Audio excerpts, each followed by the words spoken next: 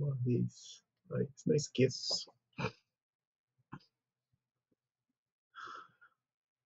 Tudo bem, pessoal? Tem gente chegando aí ainda, né? Daiane. Ei, Daiane, bom dia. Oi, bom dia, pessoal. Bom dia. A Viola já estava aí, Natália, Rutinha.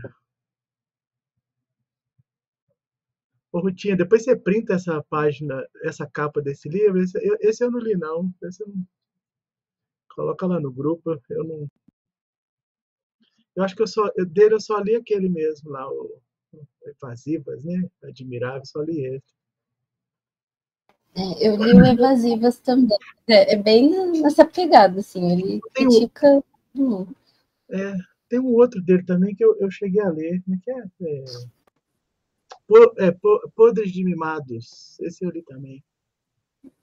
Que ele faz uma crítica lá ao modo de criação, né? Dos filhos e tal. Esse eu li também. Esse eu não li. Eu tenho aqui também o Em Defesa do Preconceito, mas eu não li ainda. Esse eu não li, não.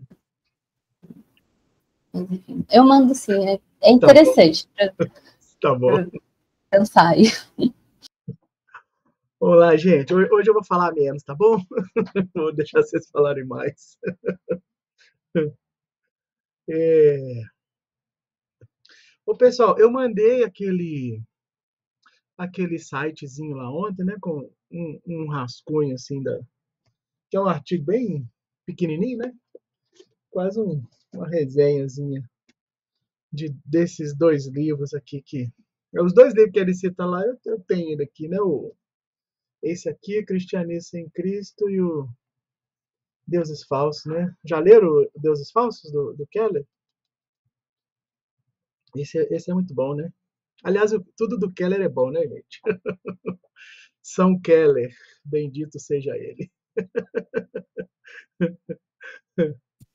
Já ouvi que a única coisa que você pode idolatrar é o Tim Keller.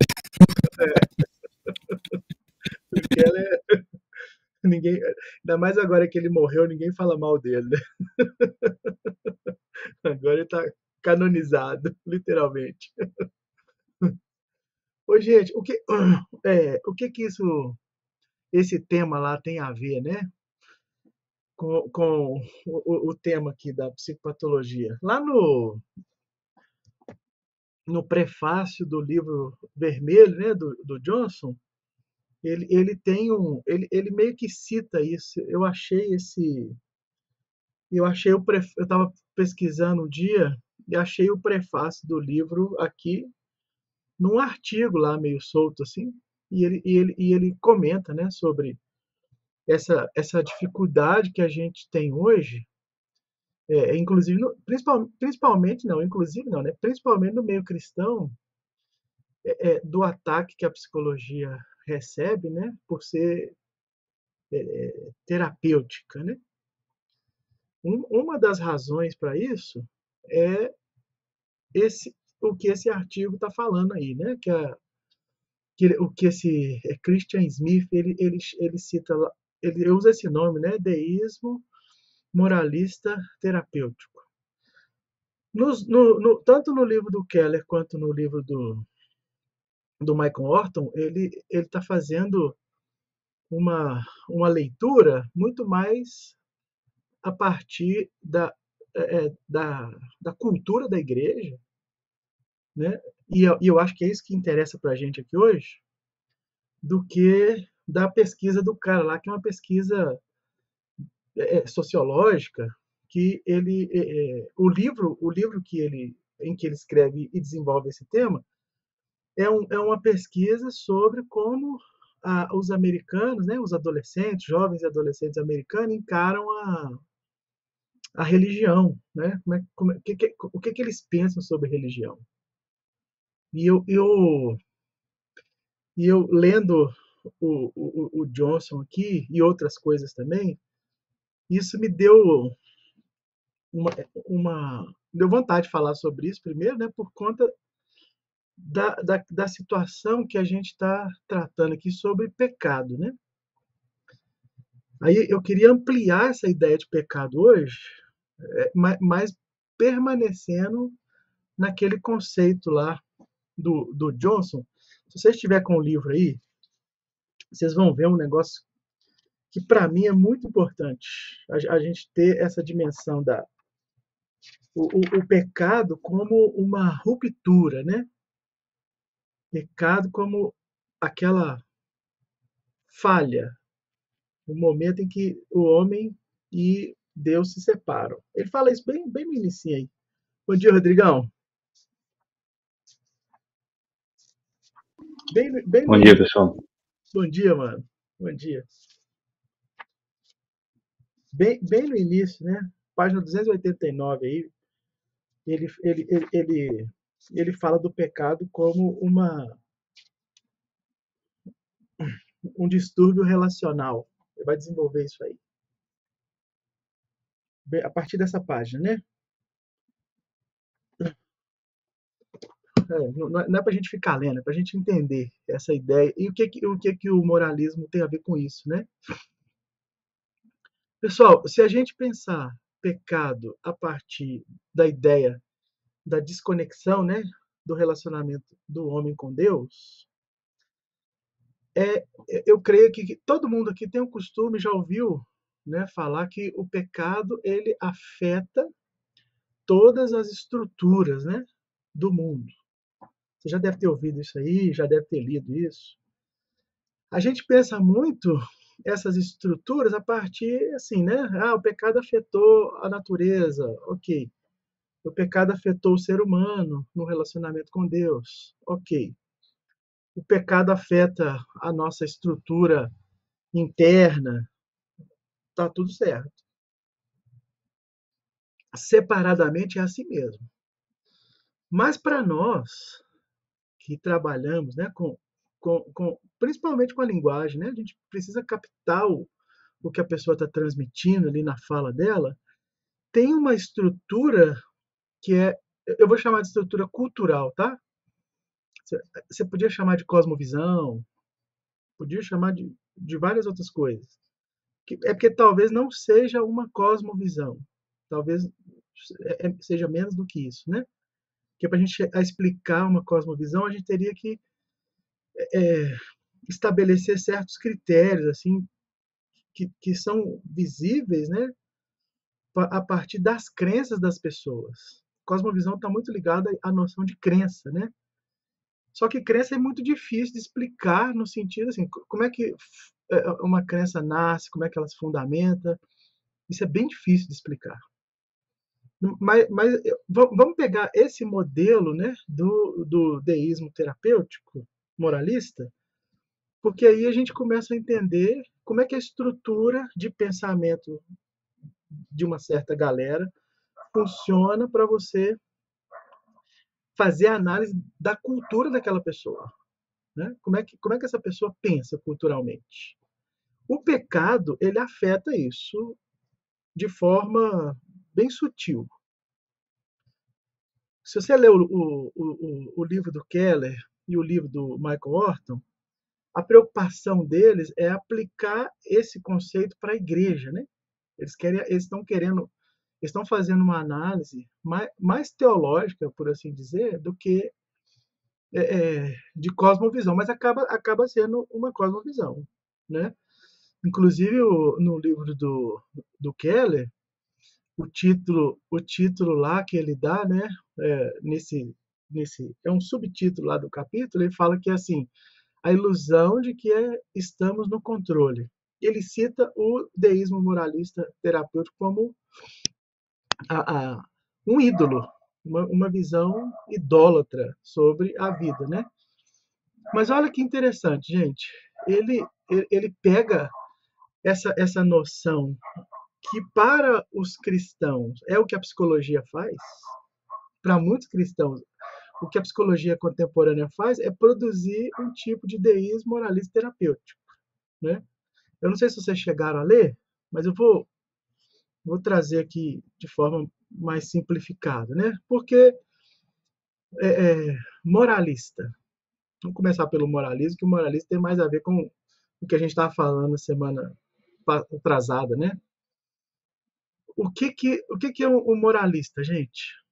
Basicamente, é a pessoa que acredita que ela tem que viver bem. Ela acha que pelo esforço dela, né? Se ela for uma pessoa boa, ela está zerada com Deus. E aqui eu não vou nem entrar no aspecto teológico disso, não, né? Não é isso. Quem é o moralista? O moralista é o que coloca a moral como se fosse o critério último de decisão da sua vida. Esse é um conceito mais é resumido, mas dá para entender isso, né? O moralismo ele faz a pessoa sentir que tem direito, que ela tem o direito de ser feliz, ela tem o direito de ser, né? Essa é a ideia do moralismo. O moralismo leva você a pensar que tudo que você faz na vida é para que você viva bem, né? Basicamente isso. É o que o Keller e o Orton descrevem lá. O que é a ideia de terapêutica para eles, né? É que a vida dessa pessoa ela está no centro. Aqui que está o nosso problema, né? Se você coloca a pessoa no centro, se tudo que tem para ser dito é sobre ela mesmo, então nós estamos diante do que as pessoas chamam de terapêutica. A terapêutica é colocar o homem no centro das coisas. Aí, Rodrigão, eu vou citar o seu caso aqui como exemplo daqui a pouco, beleza? Para gente, para usar como exemplo o que você escreveu lá ontem, né? Não para fechar o caso lá, mas para guiar, né? E o deísmo, gente? Qual que é a diferença de um deísta para um teísta? Não sei se todo mundo entende essa diferença, né? O deísmo é uma coisa e o teísmo é outra coisa muito diferente, né? Que é o deísmo, gente? Ele acredita que Deus é criador, etc, etc. É bem parecido com o teísmo, né? Então, Deus criou o mundo, Deus fez tudo, mas ele não precisa estar envolvido com a sua vida particular. Deus não tem interesse nenhum na, na, na, na sua vida particular, a menos que você tenha um problema. Isso é a cara da igreja evangélica, assim, de modo geral, né? As pessoas só recorrem a Deus quando elas têm um pepino. Quando está divorciando, quando perdeu o emprego ou quando ficou doente. Basicamente isso, né? Deus só tem função na vida dessas pessoas quando elas estão passando principalmente por esses três problemas, né? Problema de família, problema de doença, problema de dinheiro. Se passou por esses três, aí, eu vou na igreja, né? Tem que buscar a Deus agora, tem que fazer não sei o quê, fazer campanha disso, campanha daquilo. Então, assim, ele acredita em Deus, mas não é um Deus pessoal, não precisa ter relacionamento com ele. Né? Ele está lá como se fosse só uma ferramenta para você acessar ela quando o bicho pega para o seu lado. E essa é a diferença básica de um deísta para um teísta. No teísmo, gente, Deus, ele o teísta, ele já começa com o problema mais difícil da teologia, que é o problema do mal. Deus é totalmente bom e totalmente poderoso. Esse é o teísta pensando. Ele já parte de uma ideia que é paradoxal. Deus, ele pôs as coisas no mundo, tudo funciona, ordena o mundo, ok? Mas o mal está presente no mundo também. E ele vai ter que aprender a conviver com isso. Esse é o teísta pensando. O teísta não tem problema com o mal, entende? O teísta, ele sabe que Deus é soberano e pessoal. Mas ele sabe também que o mal existe e está presente no mundo. Olha só a diferença. E essa diferença para nós é muito significativa, né? Porque se eu sei que Deus existe, ele é pessoal, mas tem coisas ruins que podem acontecer na minha vida, isso me coloca numa condição de fragilidade já de cara. Claro que Deus abençoa e quer o bem das pessoas, não é isso que a gente está dizendo, né? Deus não é mau, o mal não procede de Deus. Mas a minha relação com Ele não se limita ao benefício que Ele pode me dar. Porque o mais importante é a relação que eu tenho com Ele. É isso que o Johnson tem em mente, viu, gente? Quando ele está falando de pecado. Na mente do Johnson, ele está pensando como um teísta. Entende onde eu estou querendo chegar? Eu estou querendo chegar na psicopatologia. Mas só que hoje eu estou fazendo o caminho a partir da teologia, né?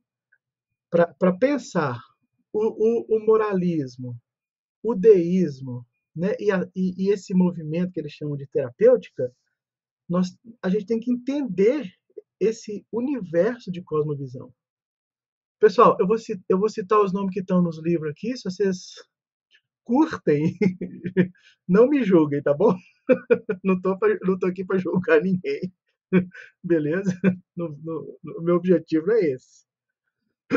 Mas o cara que é mais citado, tanto pelo Keller quanto pelo Michael Horton, é o pastor daquela igreja Lakewood, que inclusive tem um brasileiro lá agora, muito conhecido, que é pastor lá, é o Thales Roberto, o cantor. Ele é pastor da comunidade latina nessa igreja. O Thales é o pastor. Depois vocês podem procurar lá. A igreja chama Lakewood e o pastor titular é o Joel Osteen, é o nome do cara. Que, assim, gente, aquele negócio de teologia da prosperidade, essa parada que ficou muito questionada aí durante os últimos anos, esse negócio meio que morreu, né? Tipo assim, as igrejas continuam falando de dinheiro e não sei o quê, mas eles tiraram o foco nisso, só que piorou o negócio. Porque o foco agora, segundo, pode ler depois, principalmente o livro do Michael Horton, né? Quando você lê, você vai ver que a ideia é a ideia de que a igreja ela se tornou um espaço terapêutico. Nesse sentido, deísta e moralista. As pessoas vão lá para se sentir bem.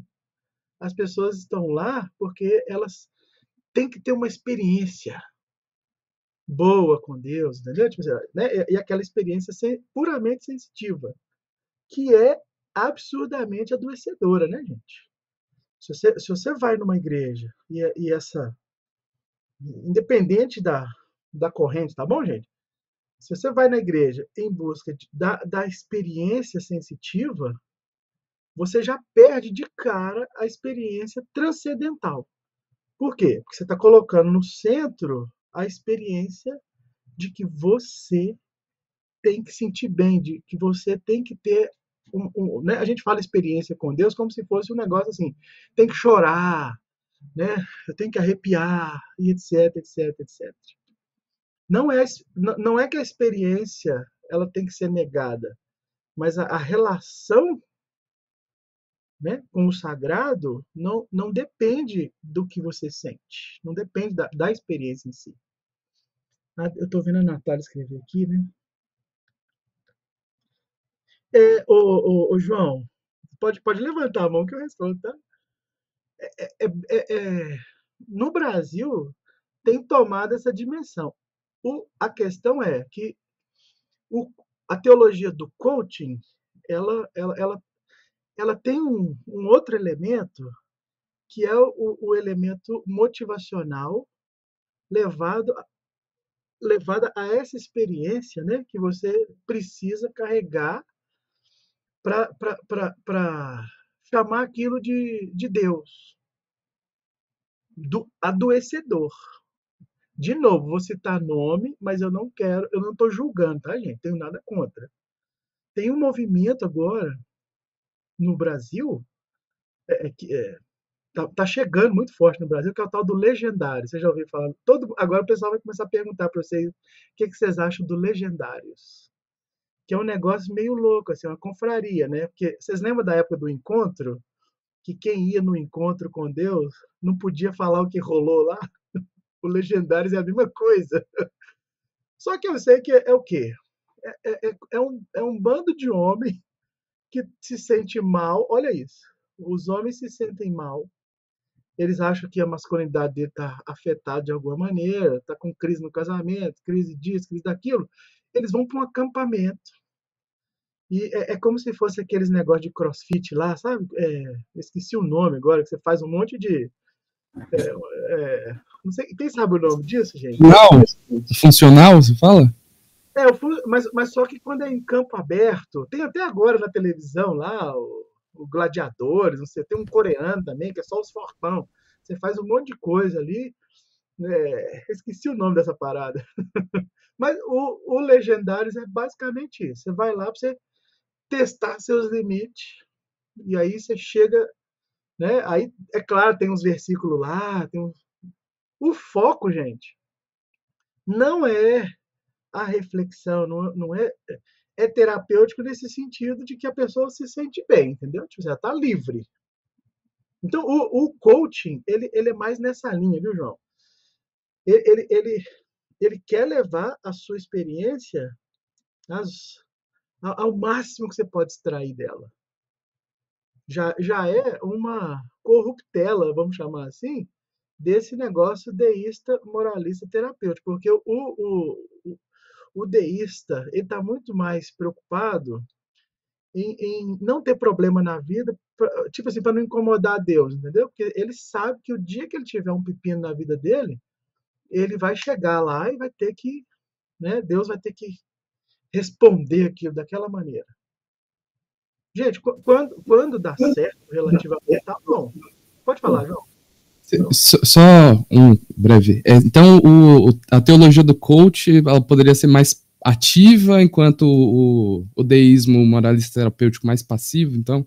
Ele é mais sutil, porque ele está na experiência que não necessariamente você precisa de uma descarga de dopamina, você não precisa disso, entendeu? Eu acho que essa galera coach, eles estão muito mais já é um nível acima, né, desse deísmo terapêutico, porque já é sintoma. Já viu que as pessoas têm, né? Você tem que dar certo, vamos para cima, e não sei o quê, e não sei o quê. No final das contas, a reflexão que esses caras fazem é zero. Não tem absolutamente nenhum tipo de reflexão. Então, mas ele tem uma experiência intensa. O foco é a vivência experiencial ali, é o momento. Fora isso, né? Inclusive eu fico esperando ouvir, né, os testemunhos dessas pessoas, porque na hora deve ser muito legal. Igual você vai no acampamento, você fica, beleza. Eu quero saber o que muda na vida dele depois, né? Qual é a relação que isso tem. E eu vou deixar a Daiane e o Alisson falar, depois a gente vai falar de novo, né, gente? Nós estamos falando de pecado, psicopatologia. Mas isso é uma realidade, não só dentro da igreja, mas fora. As pessoas procuram terapia com essa mesma intenção. As pessoas estão procurando terapia porque elas acham que você vai dar uma descarga nela lá de adrenalina, de dopamina e vai resolver o problema delas, né? Daiane, fala, querida, você primeiro. Seu microfone está fechado.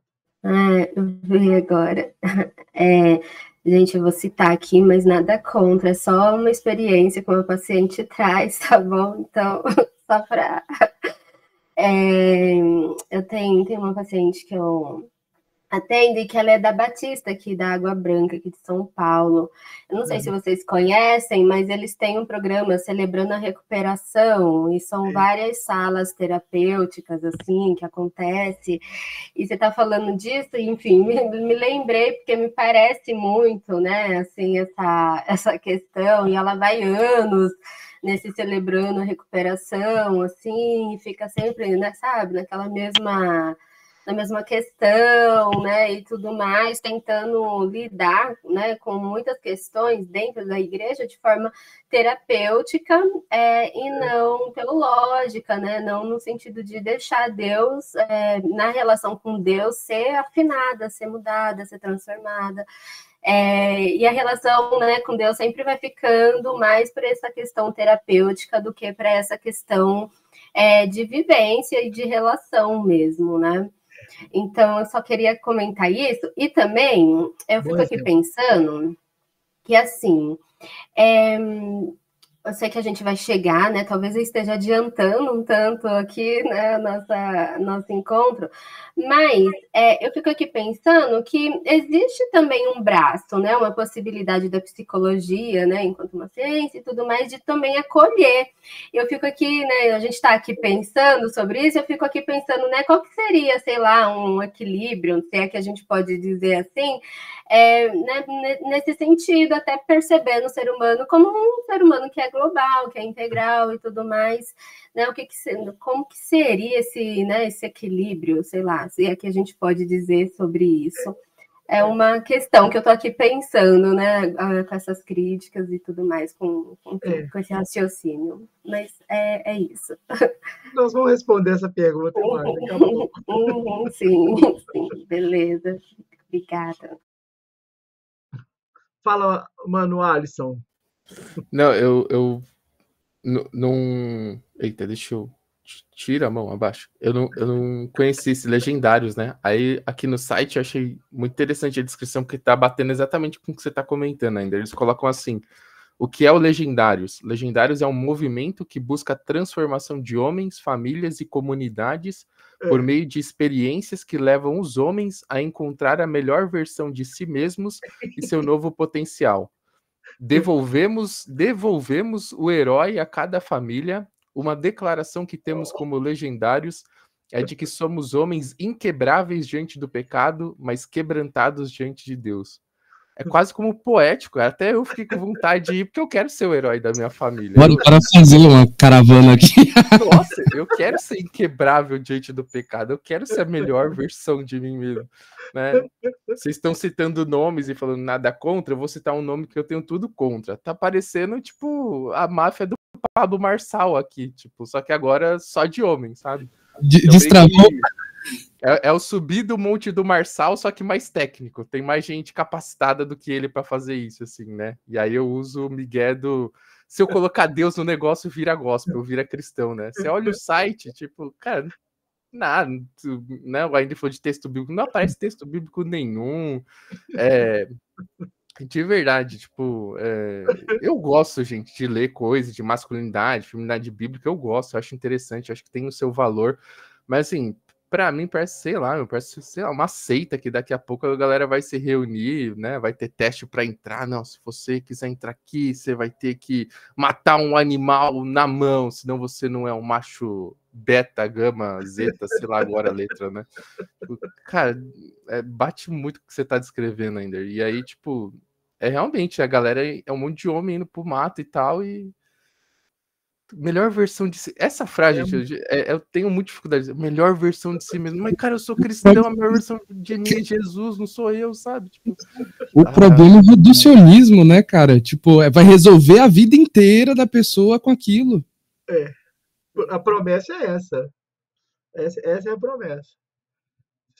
Pode falar, Laís. Eu tô doido pra falar também. É interessante que... Peraí, desliga. Só... O interessante... Eu vou desligar, mano. Eu acho que é o celular do João tá... ele desligou. Mas é que é interessante que entra até em aspectos. Quando até o Alisson começou a falar, eu lembrei também do Pablo Marçal e de outras, sim, coisas de coaching, né, que vai falando, e sempre tem. Parece que Deus ocupa um lugar também no terapêutico, né? O sentido terapêutico da situação é colocado em Deus, para ter valores, né, de família e tudo mais. Mesmo que não se proponha ser gospel, você vê que falta, que tenha... tem que ter alguma coisa ali para colocar Deus na equação, né? E o sentido é como se o sentido necessário terapêutico. Eu, como estudo muito logoterapia, estudo muito sobre sentido da vida, leio muito sobre isso, mas tem esse sentido também que vai sendo reduzido para o psicológico, né? Tem uma necessidade psicológica de buscar um sentido, e esse sentido é Deus ocupa esse lugar aí, é o melhor entre as opções, o que é mais potente, o que me dá mais segurança. E aí isso é um perigo, porque você vê as pessoas se aproximando, às vezes, de Deus, para preencher essa ausência real de sentido, mas de um jeito muito superficial e psicológico. Não chega nem a ser noético, como o Franco fala muitas vezes, né? Então Exatamente.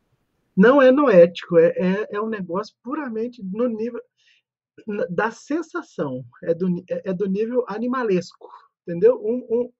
Um cachorro ia sentir a mesma coisa e não precisa refletir nada, entendeu? A verdade é essa. Porque se fosse noético, ia produzir algo, entendeu? Não é do nível noético, é do nível da sensação pura. Transcender.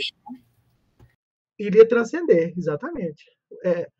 Se um cachorro fizer o legendário, vai dar o mesmo efeito, entendeu? Porque é isso, é só do nível da sensação, não precisa de...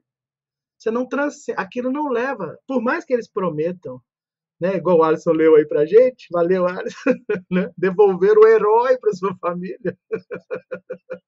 Aí, João, você pode fazer lá e você fica feliz.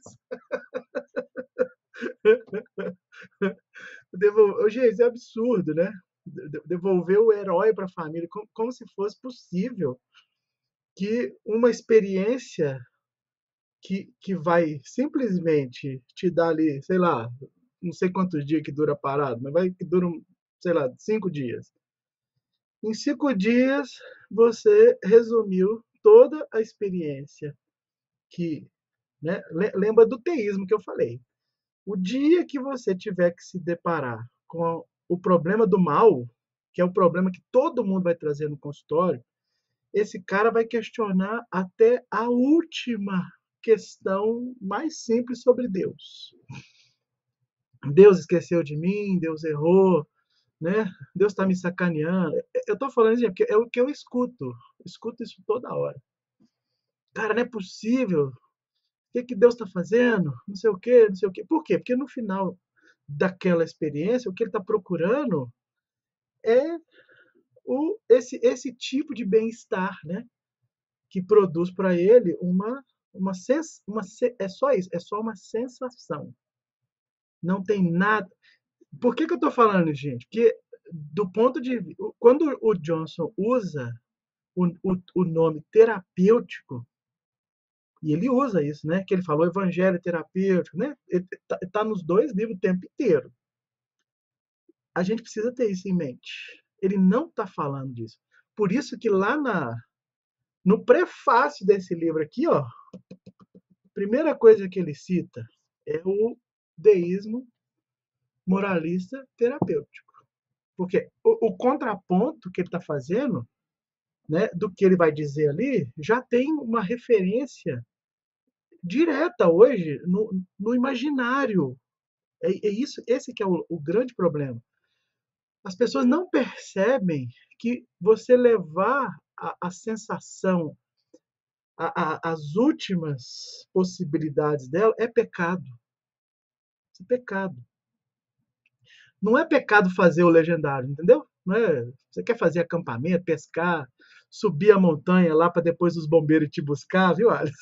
De helicóptero, debaixo de chuva, vento de 90 km/h, aquele negócio todo. Você quer seguir o doido? Siga. Problema nenhum. A questão é como que você quer resolver os problemas, né, da vida a partir de uma sensação, de uma experiência única que não te coloca na realidade, na vida. Para mim, esse é o problema dessa teologia e, para nós aqui, da terapêutica de modo geral, né? As terapias têm... nesse sentido, o pessoal notético, eles têm razão. Eles estão falando que o homem está no centro. E é verdade. Nesse sentido, eles estão corretos, né? O objetivo da psicologia não deveria ser colocar o homem no centro. Estou vendo o João aqui. Ô, João, é total fuga da realidade. Total. total fuga da realidade. Entendeu? Porque você tem uma experiência intensa, dura aqueles minutos ali, e ela vai se dissolvendo, né? Porque na medida que você vai tendo o contato com a realidade mesma, vamos chamar assim, você vai entrando em conflito. Só que agora, olha o perigo do que o Johnson está falando nesse capítulo. A ruptura do relacionamento com Deus aumenta. Você entendeu? Porque é como você chama a experiência sensitiva de uma experiência sagrada, espiritual, aí depois ela vai escoando, ela vai se perdendo. Quem está indo junto com a experiência? Deus. A própria experiência de transcendência está indo para o ralo. Está indo para o ralo. Entendeu? Você está chamando essa experiência sensitiva de Deus. Né? É Deus que produziu, não sei o quê. Esse é o problema do deísta. Porque enquanto você precisa, né, de Deus, você vai recorrer a Ele e Ele está lá para te ajudar. Só que quando não tem ajuda, Deus morre, Deus não existe. Deus falhou, Deus acabou. E isso é terrível. Porque a ideia aqui, nesse capítulo de psicopatologia, é exatamente essa, né? O pecado como um problema relacional. Agora vamos trazer para o nível mais baixo um pouco. No nível relacional, gente, a transcendência já foi embora. Acabou a transcendência. Deus não é mais o soberano. Deus é só uma experiência que você tem naquele culto, naquele acampamento, naquele... Como é que você vai achar sentido para a sua vida esperando, né, que algo maior do que Deus apareça para você? Não tem jeito de achar sentido espiritual nesse tipo de relação. Isso é adoecedor, na minha opinião. E eu acho que é isso que o Johnson está dizendo aqui para a gente. Né? Porque vocês lembram? Quando a gente pensa o ser humano psicossocial, espiritual, ético, igual a gente está falando, nós não estamos falando de atividades físicas, nós não estamos falando de atividades espirituais, psicológicas, não estamos falando disso. Porque ver o homem de forma inteira é como ele se organiza nessas esferas. Não tem a ver com colocar, vai lá e vai fazer academia, vai melhorar a taxa de cortisol, não sei o quê. Vai. Mas essa experiência, sem a experiência espiritual, ela ajuda muito pouco. Pouquíssimo. Muito pouco mesmo. Muito pouco. Talvez ela até adoeça mais, porque você acha que é o exercício físico, né, desprovido da relação com as outras coisas, é que vai resolver o problema X. E não é. Não é necessariamente a falta, né, do exercício físico que vai resolver o problema. Você precisa pôr na sua vida? Precisa, mas pelo motivo correto. A reflexão aqui nesse caso é o quê? O ser integral, gente, ele tem que ser sempre visto de forma integral. Você não pode rachar o ser humano em bio, psico, social, porque senão a gente está fragmentando essas esferas. E aí a resposta ela fica separada naquele conjunto de coisas. Aí o que a gente vai tender a fazer? Vai pegar o psicológico e vai psicologizar. Vocês lembram que essa é a crítica? Eu mencionei isso atrás, né? Essa é a crítica do Dilthey. O Dilthey critica o psicologismo. É a crítica do Husserl. O Husserl também faz uma crítica ao psicologismo. Ele não está dizendo que tudo é dessa esfera psicológica. Né? Lá nas investigações lógicas ele fala isso. Você não está trazendo uma pessoa... É como se você estivesse vendo a pessoa só no nível da psique dela. Né? Porque aí eu tenho que citar a fenomenologia, né? Que a fenomenologia, nesse caso, ela está interessada em quê? Ela está interessada, por isso que fala vivência, né? Porque vivência é o vivido. O Merleau-Ponty que usava o vivido, né? Ele gostava mais dessa expressão. A experiência vivida é a experiência completa daquilo que apareceu para você responder naquele momento. Esse é o vivido. Por isso que eles não usam, né, a experiência psicológica. Não é quem dera se a psicologia moderna lidasse com o psicologismo, que, na minha opinião, ela lida com o sensitivismo, né? Você tem que ser, é o que você sente no sentido mais animalesco, no sentido mais básico. Não é o sentido, o sentir, aliás, quando aquilo tem um significado para você. Não é. Eu já fiz essa diferença aqui uma vez, né? Eu vou projetar aqui uma imagem. Eu já até mudei esse negócio aqui, gente, para explicar esse negócio para vocês. Eu já mudei um pouquinho essa, mas eu não achei ela aqui agora. Eu vou projetar aqui, ó, só para quem não viu. Eu acho que o pessoal já viu, mas para quem não viu vai ver agora. Aqui, ó. Esse aqui é um gráfico que eu uso, né? O que eu mudei? Eu mudei o que é básico, né? A experiência. Tá todo mundo enxergando? Tá, né? A experiência com o mundo, ela vem daqui, ó. Né? Então, vamos chamar aqui de estímulo, ok? Para ficar bem behaviorista. Estímulo e, no final, a resposta. Que não está de tudo errado, não. Né? Vou colocar em português. Ó, estímulo e resposta. Aqui, ó, nós temos o que a gente podia chamar de afeto. O computador está meio lento. No nível afetivo, o que a gente tem? Um círculo aqui, basicamente. Ó, né? A sensação, gente, né, é do nível da percepção do corpo. Sensação e a emoção, eles têm que funcionar junto aqui, né? A sensação é a percepção, né, através dos 5 sentidos, e a emoção é a reação, né, a esse estímulo aqui. Ó. Então, isso aqui é inseparável, tá? Eu estou tentando traduzir aqui, eu já mudei essas palavras alguma vez, né? Vivido não ficou bom aqui não, porque na verdade não é a experiência vivida, aqui é a experiência percebida, talvez. Tem um outro slide que eu não achei agora, mas eu já tinha mudado essa palavra aqui. Aqui é a experiência percebida por ele. Então, isso aqui tem a ver com a percepção. Isso aqui tudo.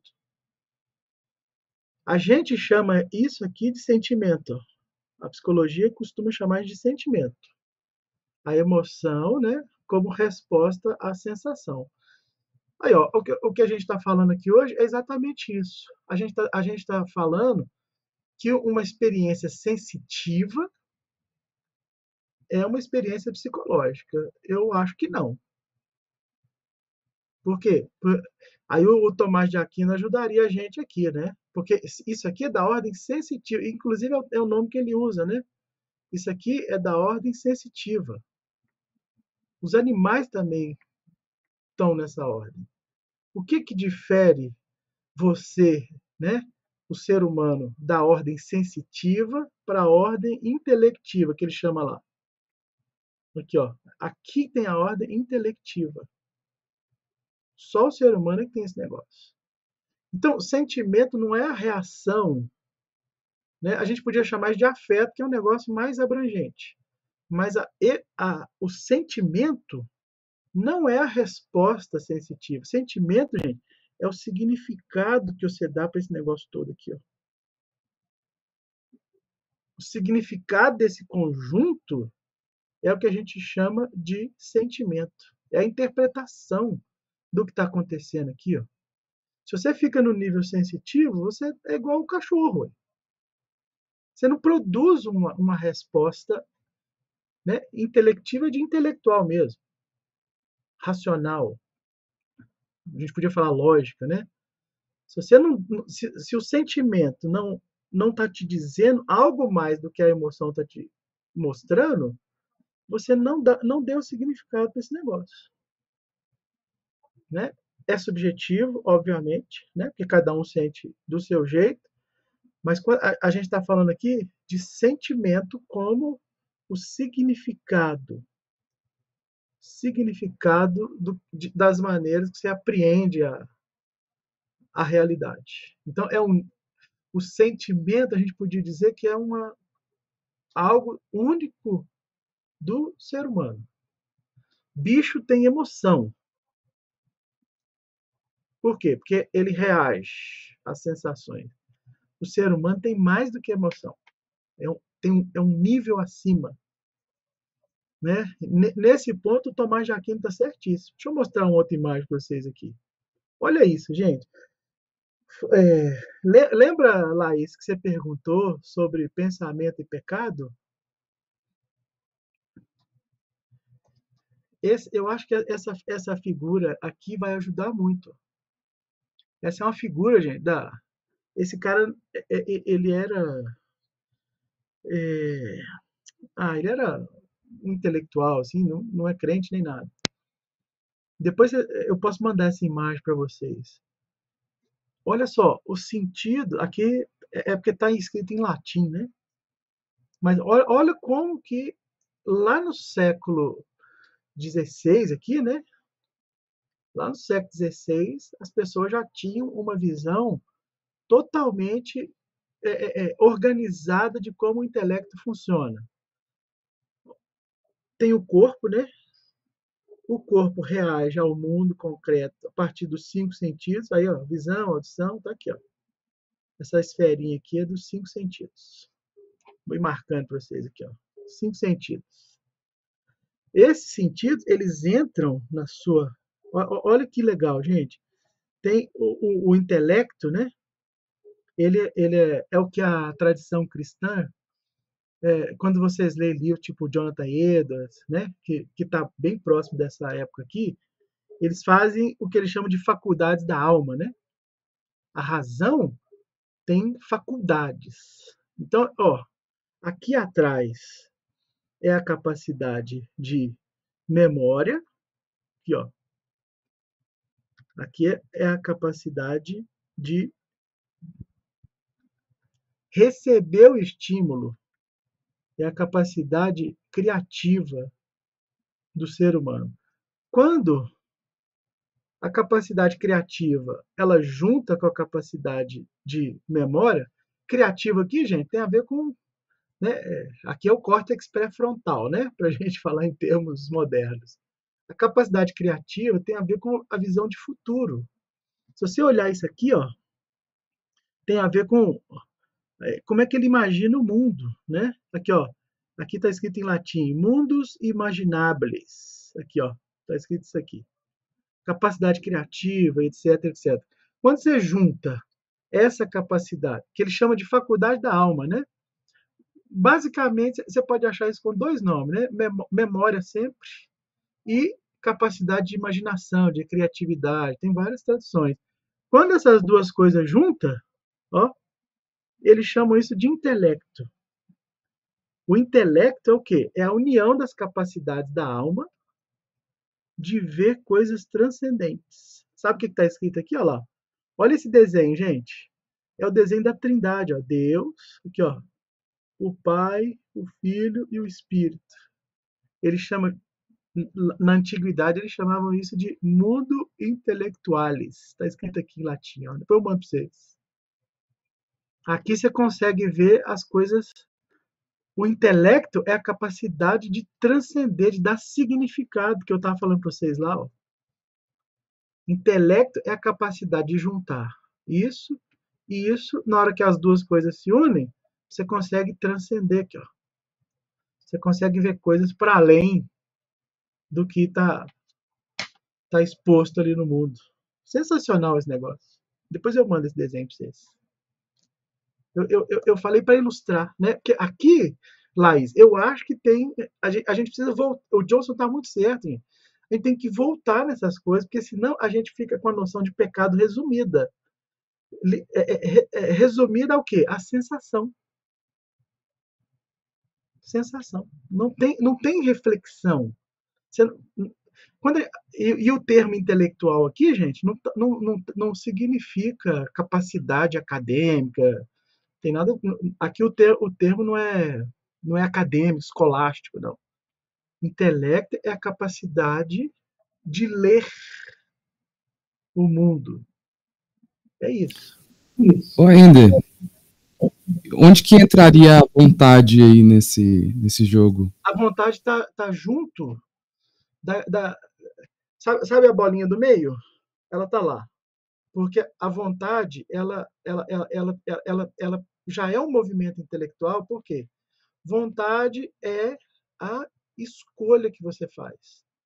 Você, para fazer escolhas, você tem que olhar para frente e para trás. Você tem que usar a imaginação e você tem que usar a memória. Por quê? A memória, eu já citei isso para o pessoal também. Eu tive um professor, né, italiano, ele falava: a memória é a guardiã da experiência. Então, o que a memória faz? A memória leva você, né, a refletir. Como é que você toma decisão? A vontade é isso. Como é que você toma decisão? Cara, se você já cometeu erro, você tem que resgatar isso na sua memória e tem que fazer uma projeção desse negócio para ver se essa vai ser uma boa decisão. Então, tá lá naquela bolinha do meio. A vontade, né? A motivação. Essas coisas brotam das faculdades da alma. Brotam da faculdade da alma.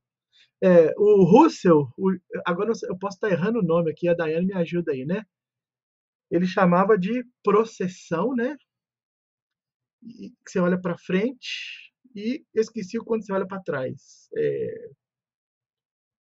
Você lembra desses dois termos, Daiane? Quando você é a capacidade, ele tá usando a capacidade da alma. Quando você olha para frente, quando você olha para trás. O Russell tem esse nome. Tá, aquele livrinho do. Tem, eu só lembrei agora que você está falando, mas nossa, isso tá lá. Eu tinha um livro aqui qualquer que eu sei até a página que está escrito. Eu também tenho um aqui, eu vou tentar achar ele aqui. Eu esqueci o termo que ele usa. Mas, na verdade, é exatamente o que eu estou explicando, João. Essa capacidade intelectual de interpretar a realidade, ela tem a ver com as duas faculdades que a alma tem. Memória, de olhar para trás. Memória não é lembrança, tá, gente? Memória não é só capacidade de lembrar, não. Memória é a capacidade de fazer a leitura a partir das experiências que você já viveu. Isso aqui é memória. E a capacidade de imaginação, criatividade, tem vários nomes. É a capacidade que você tem de se projetar para frente. Você vai tomar uma decisão, né? Isso aqui é a vontade. Você vai tomar uma decisão, você tem que fazer esse movimento. O ser humano isso aqui é um intelecto. O ser humano é o único ser que ele só tem o agora. Isso o Russell fala desse jeito. Ele só tem o agora. O que você tem? O hoje. Inclusive é bíblico, né, gente? Salmo 2, né? Quando fala assim: tu és meu filho amado, hoje eu te gerei. Quando Agostinho interpreta esse salmo, ele fala assim: o hoje é eterno. Por quê? A experiência vivida só existe agora.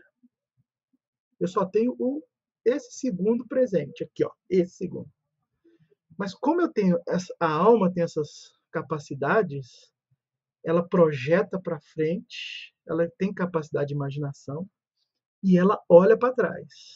Ela lembra, memória, ela resgata, ela analisa com base nas experiências que já foram vividas.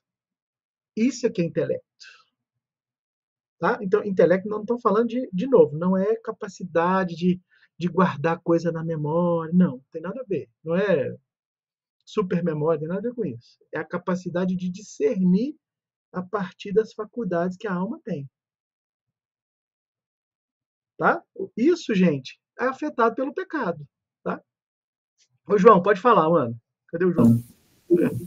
E uma coisa que eu acho muito legal sobre a questão da vontade, que o Aquino fala, é que a vontade não consegue, ela não tem escolha do objeto final, tipo, do fim do homem, né, no caso. Porque É a escolha do meio. Sobre isso, Isso, é a escolha do meio para alcançar o fim do homem, que é a felicidade, né? E a felicidade sendo alcançada pelo conhecimento de Deus, etc. É que felicidade no Tomás de Aquino é o que ele chama de beatitude, né? Que tem a ver lá com as bem-aventuranças. Não é a felicidade moderna. A felicidade moderna, essa que a gente está falando aqui hoje, que para mim é pecado, tá, gente? A gente precisa discernir isso. A felicidade moderna é sensação de bem-estar. Nós não somos contra a felicidade, obviamente. Mas se você reduzir a experiência humana ao bem-estar, na minha opinião, isso é pecado. Isso é a crítica que as pessoas fazem à psicologia. Né? Vocês estão colocando o homem no centro. Vocês estão trazendo o homem para o centro. O que importa é esse bem-estar hedonista, entendeu? É o bem-estar da sensação, não é o bem-estar da virtude, né? Que o Tomás de Aquino chama de beatitude, né? Que ele tira isso das bem-aventuranças. O objetivo final, né? Esse que o João está falando, é o quê? É alcançar a beatitude. É você ficar... Isso é sensacional, né, gente? Porque as beatitudes, as bem-aventuranças, são todos paradoxos. Bem-aventurado o que chora.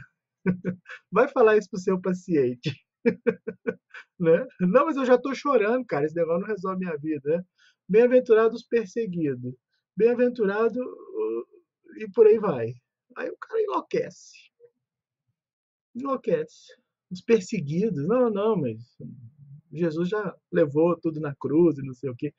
Ele não consegue essa dimensão de vida em que é o pensamento teísta, né? No pensamento teísta, é o paradoxo que prevalece. Aí eu tenho que citar o Kierkegaard para vocês, né, gente? O Kierkegaard é isso o tempo inteiro. Se você não aprendeu a viver com o paradoxo, você vai ter dificuldade de ser crente. O Kierkegaard é isso. Viver, em certa medida, é angústia. Nós citamos o Kierkegaard aqui, né, na semana atrasada. Viver é angustiante. A experiência de vida, ela traz uma angústia, e é a angústia que dá o sentido, inclusive. Para o Kierkegaard é assim. A angústia move você. A angústia faz com que você... na visão do Kierkegaard, talvez, né, bem próximo aí. Eu acho que é bem diferente, mas está próximo do Frankl nesse aspecto.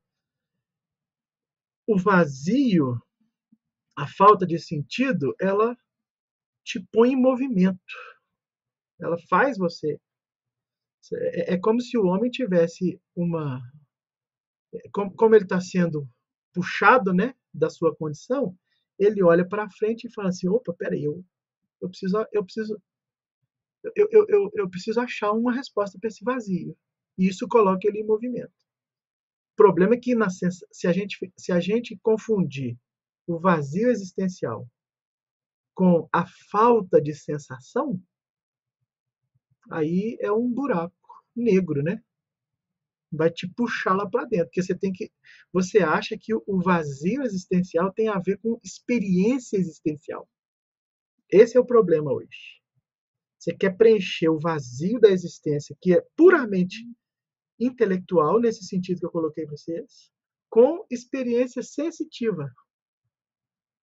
Dopamina, né? Você vai fazer um coquetel de neurotransmissor e não vai resolver nada. Você vai tomar uns coquetel de neurotransmissor e não resolve nada. Esse é na minha opinião, gente, né? Aí eu já estou ampliando o Johnson aqui. E isso, para mim, é o pecado. O pecado afasta o homem dessa transcendência. Lembra do conceito dele. O pecado como uma ruptura relacional. Não tire da cabeça.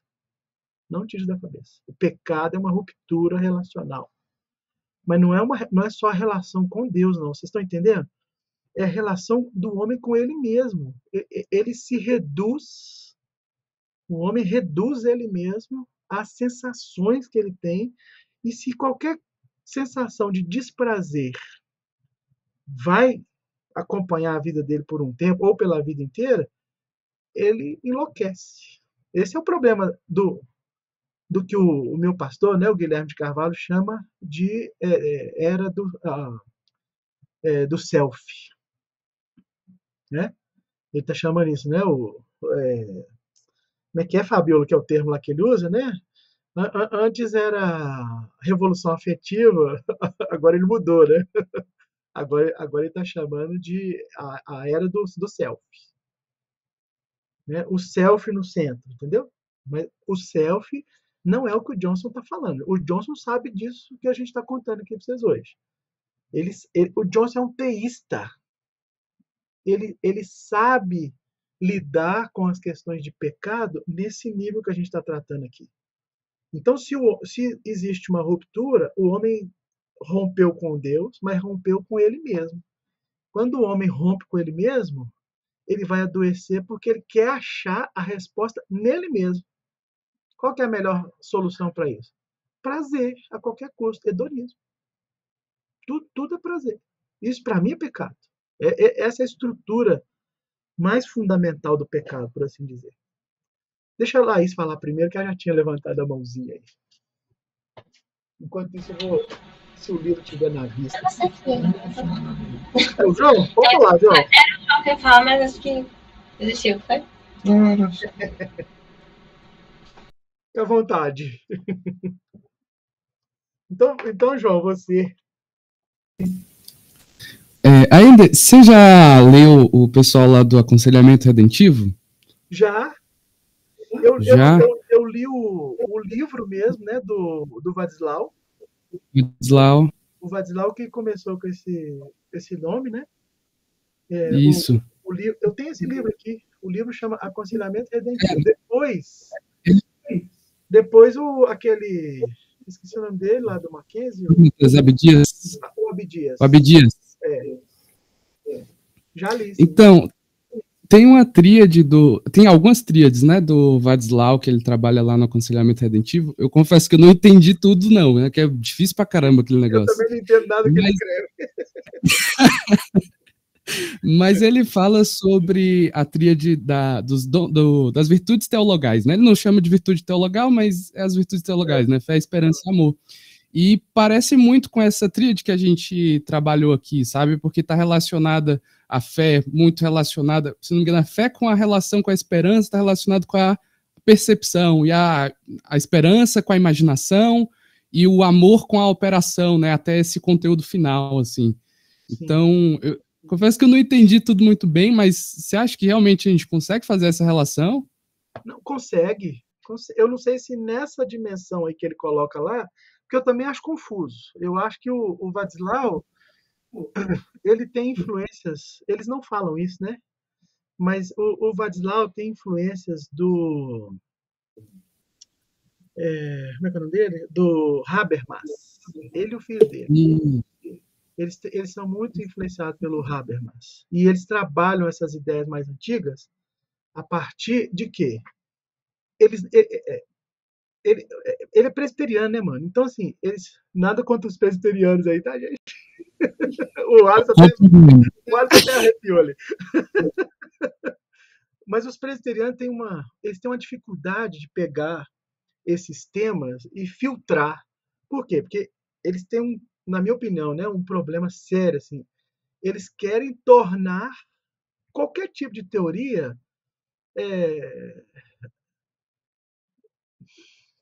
provada pela escritura. E não tem jeito. Eu acho que eles pecam nisso. Eles fazem um esforço tão grande de forçar a exegese de alguns textos E aí, o que, que eles fazem? Eles pegam o texto do amor, vai lá, Coríntios, entendeu? E tenta colocar as virtudes ali dentro daquele texto. E o texto não dá conta disso, porque o objetivo do texto não é esse. Esse é o problema dos presbiterianos. Eles são inteligentíssimos, são ótimos, mas eles são biblicistas. Eles querem enfiar um negócio dentro da Bíblia que não cabe. Então, o cara lê Habermas, Levinas, começa a ler esses negócios, acha aquilo sensacional e fala assim, agora eu tenho que enfiar a Bíblia nesse trem, porque senão ele não vai conseguir comunicar dentro da comunidade dele, entendeu? Esse é o problema, às vezes, dos presbiterianos. Porque tem medo de olhar para a graça comum, né?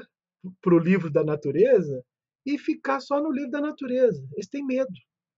Aí eles têm que encaixar um troço ali dentro da Bíblia, né? Que às vezes eu acho que é um assassinato do texto bíblico, quando eles fazem isso. Muitas vezes a exegese é totalmente comprometida, dá certo de vez em quando, mas na maioria das vezes eles forçam o texto bíblico a dizer o que não está dizendo. Entendeu? Isso, para mim, é um problema com essa turma, mas é legal. Eu entendo quando o Vadislau pega as virtudes.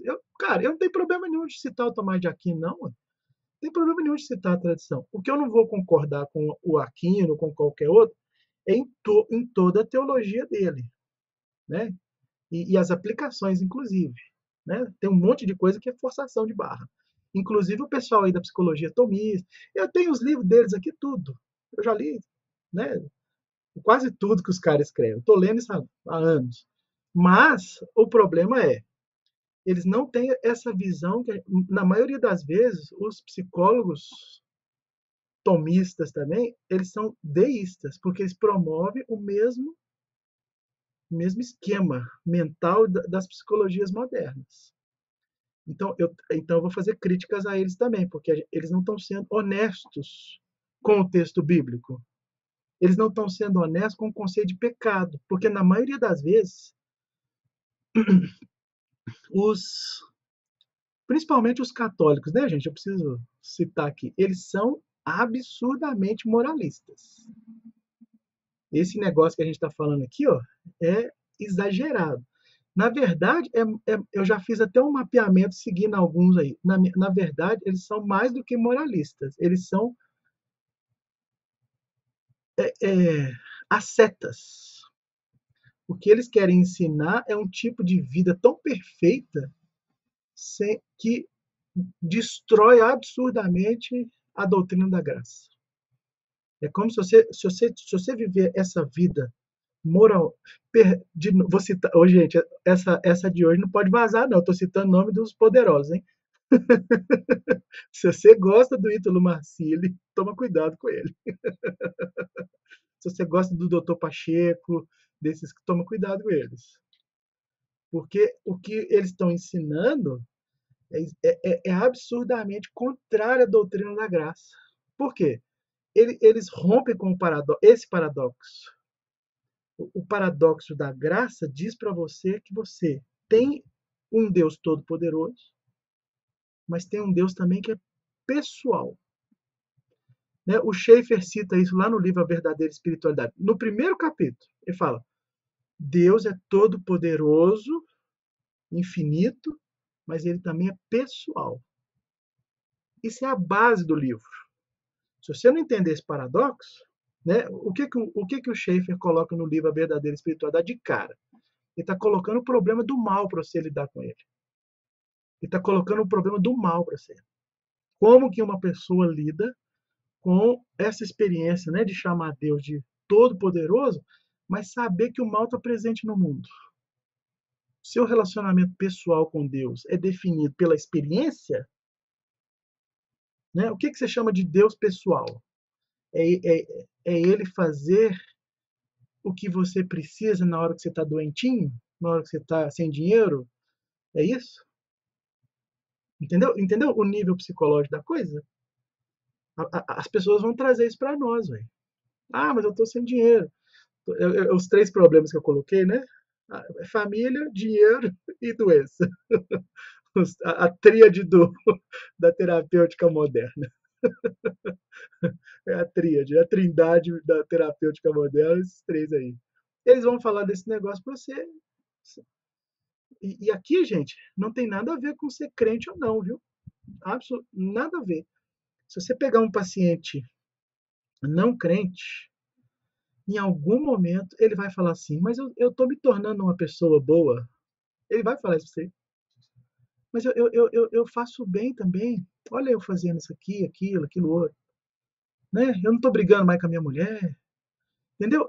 Tem uma coisa no ser humano que é tão religiosa que é muito fácil ele se tornar um moralista. E aí, isso é o pecado. O pecado é ele achar que vai encontrar uma redenção na sua atitude boa. Não vai. Não vai. O objetivo da psicologia cristã não é esse. Não é ele se tornar uma pessoa boa, nesse sentido, né? Para ele se realizar nele mesmo. É o contrário, na verdade. Ele tem que entender a sua dependência. Por isso que as pessoas não entendem transcendência.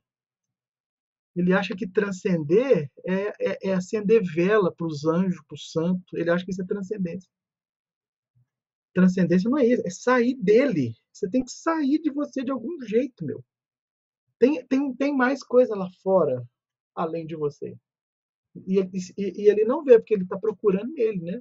Aí a gente acha que está fazendo um trabalho psicológico, mas na verdade a gente está criando um monte de monstrinho moralista. Pode falar, Laís.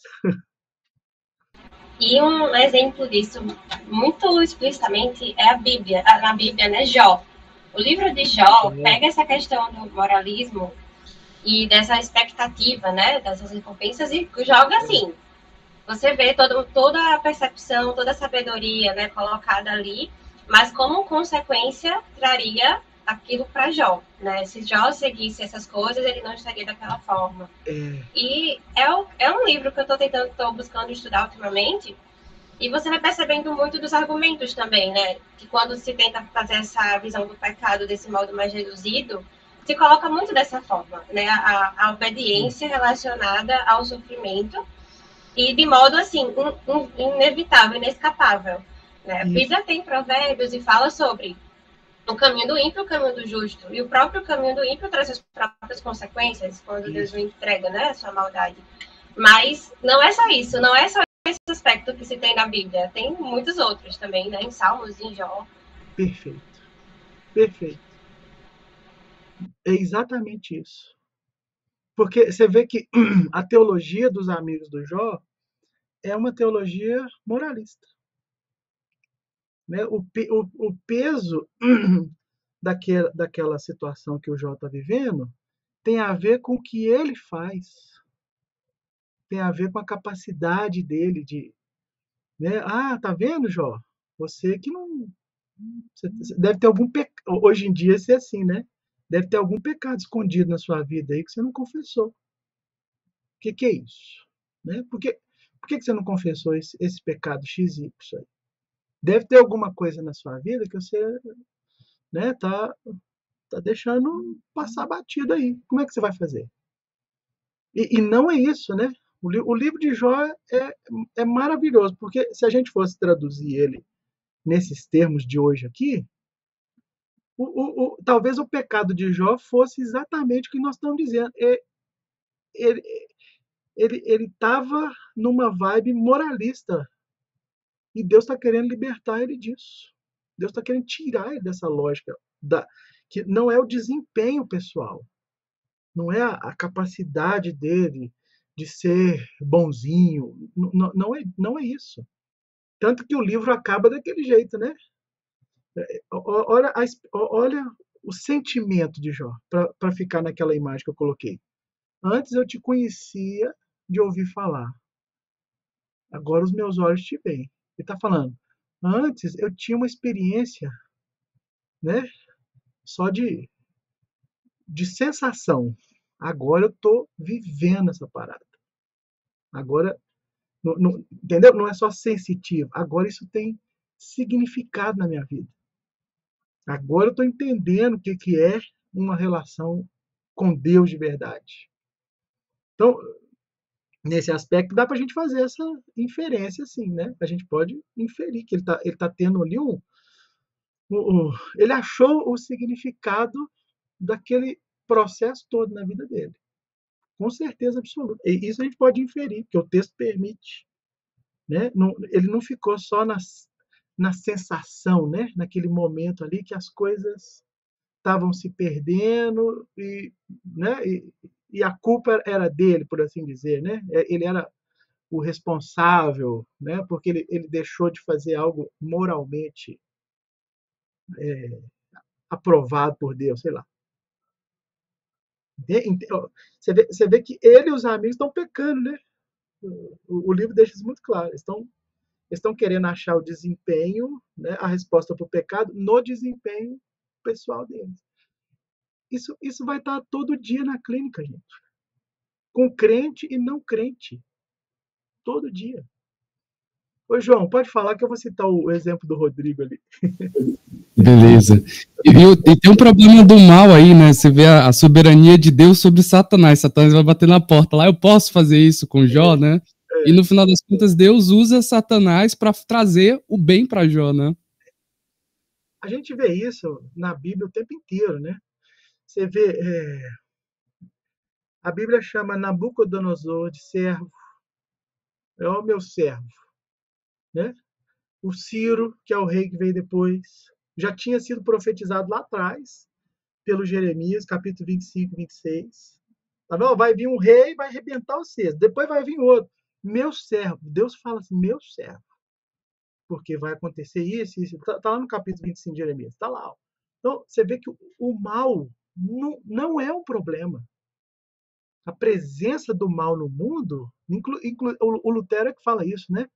O mal, o mal tem um propósito. Ele fala do diabo. O diabo é um cachorro zangado, preso na coleira de Deus. Ele só vai até onde Deus deixa, né?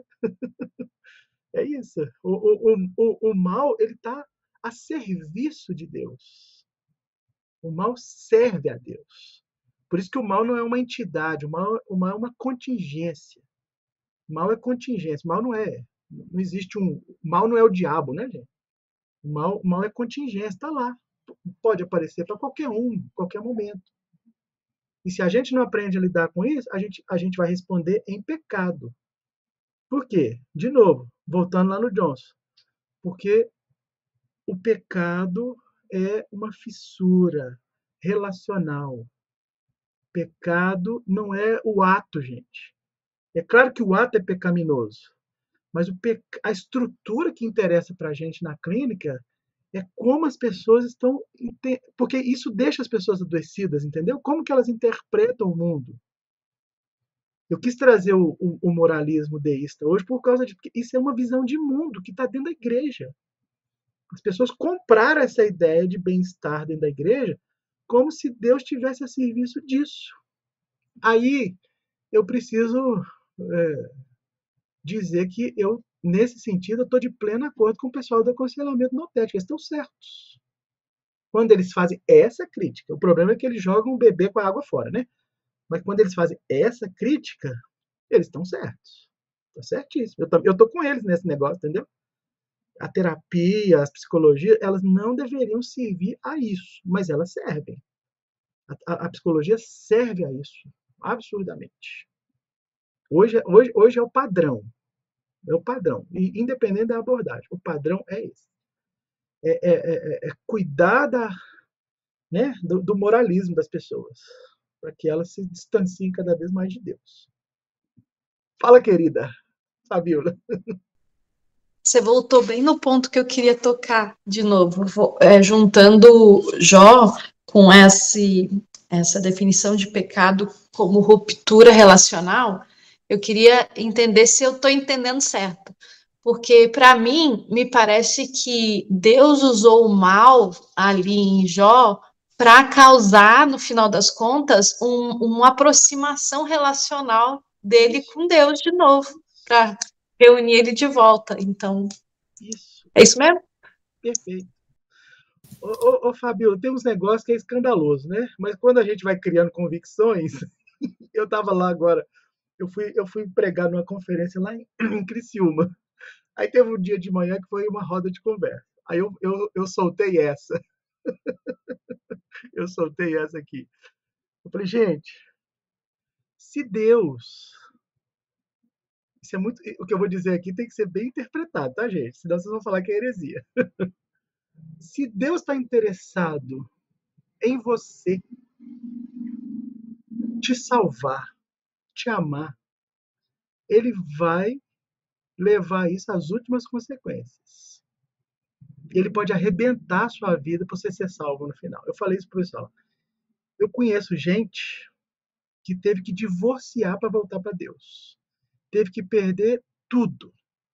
Que foi o único jeito que esse cabeça dura aprendeu que Deus está lá. E Deus está interessado nele. Eu acredito nisso, Fabio. Eu acho que... você entende o mal aí? Sim. O nosso trabalho, então, na psicologia cristã, seria levar a pessoa a esse significado das circunstâncias da vida dela para se ligar de volta a Deus. É isso? Eu acho, você entendeu? Porque ela pode ficar... Por que a psicopatologia aqui não é só problema de saúde mental grave? A psicopatologia lidar com essa ruptura.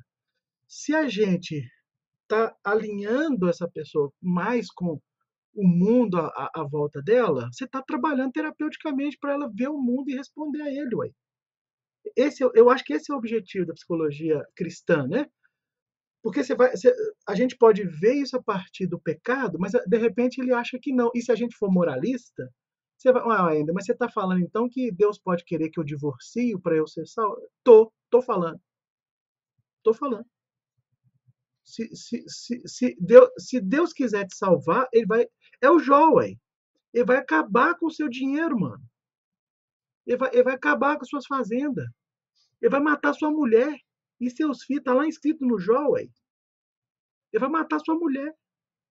Se Deus está interessado em você, ele vai fazer o que precisar. Ele vai fazer... Olha aqui, não é paradoxal? Fala sério. Como é que você... Eu nem sei se dá para falar isso direto para uma pessoa, né?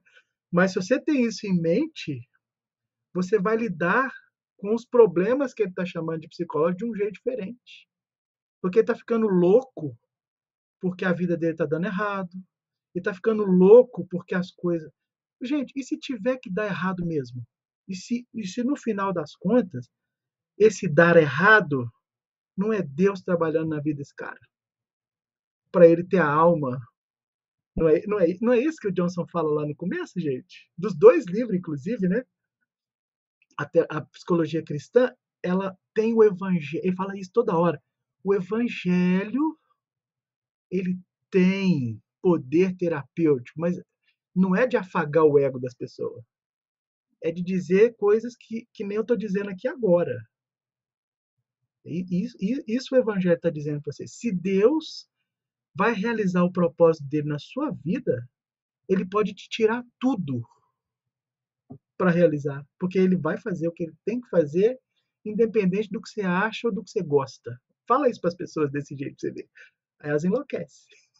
mas é isso que a psicologia cristã se propõe a fazer. É isso. O João está escrevendo aqui. Todas as coisas cooperam. Perfeito, mano. Independente do que você sente, entendeu? Entendeu que o nível do nosso trabalho não pode ser esse aqui, ó, que eu chamei lá de afeto no meu desenho. Não é no nível só afetivo, não, ué. Para mim, a Laís usou o termo do Frankl, né? O nível noético, entendeu? O noético, gente, não tem nada a ver com o Noé, né, Laís? Noético não é de Noé, não, tá, gente?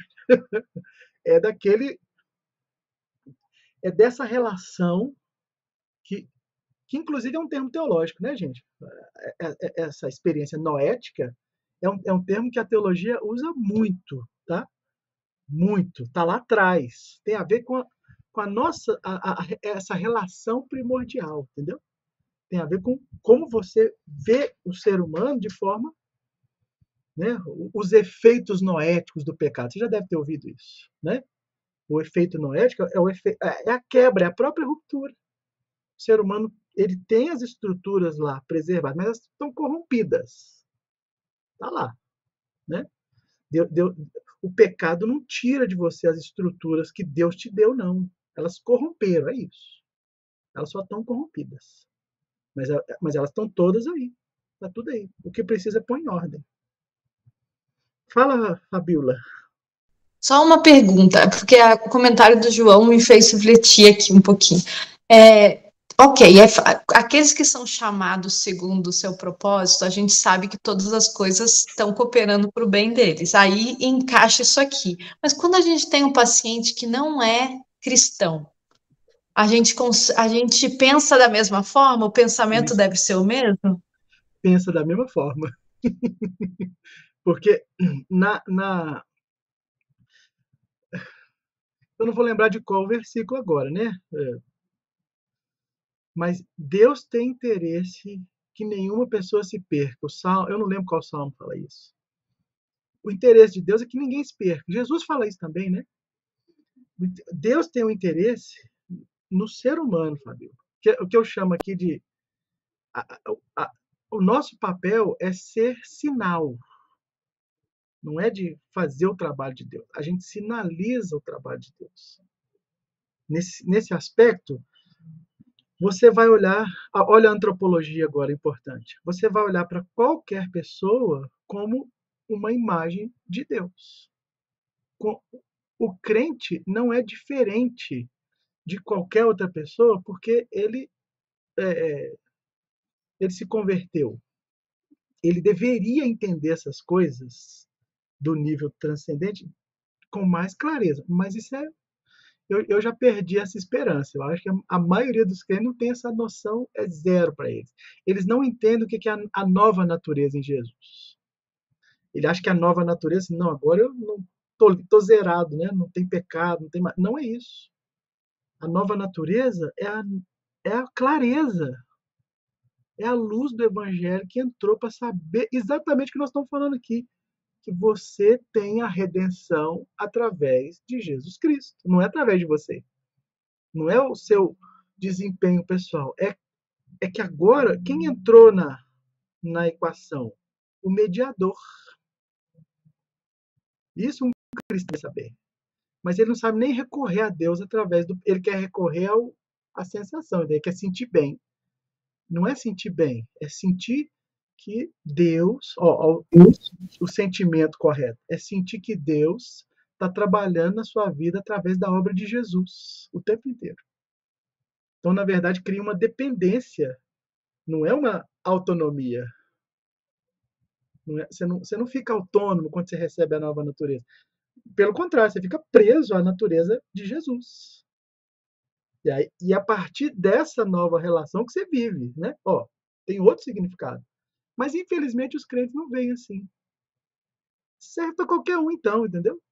Qualquer pessoa você vai lidar do mesmo jeito. Você vai mostrar para ela as mesmas coisas, a mesma falha. O que pode mudar, talvez, é a linguagem, né? Porque aí você pode usar o texto de Jó, por exemplo, ele não vai entender também, não. Mas você pode usar o texto de Jó com um crente que ele acha que entende. Aí você explica. Já aconteceu isso comigo, gente. Eu explico, a pessoa diz, não, mas não é isso que está escrito lá, não. Será que é isso mesmo? A pessoa ela questiona. Pode confiar que é. Porque ele não consegue ver esse nível, né? Para mim é tudo igual. Tudo igual. Muda o repertório, talvez, só. Fala, Joãozão. Ah, não, é a Laís que levantou a mão. Ou o João, né? Acho que o João ia falar primeiro. Ele tinha levantado, mas se ele... Eu ia comentar bem rapidinho, né? Acho que isso que a gente está falando tem muito a ver com como a gente enxerga as emoções também. A gente acha que tem emoções que são boas e emoções que são ruins, né? Aí a alegria é uma emoção boa, a tristeza é ruim, não deveria sentir. Mas não é. Tristeza também deve apontar e nos trazer de volta para Deus, né? Deus usa isso também. Exatamente. A tristeza, ela é boa nesse sentido, né? Você citou Romanos 8 aí, Romanos 8 também fala isso, né? As aflições dessa vida, né? Do presente aqui, ela não se compara à glória futura. Paulo está falando, pode chorar, pode sofrer, isso aí, faz parte.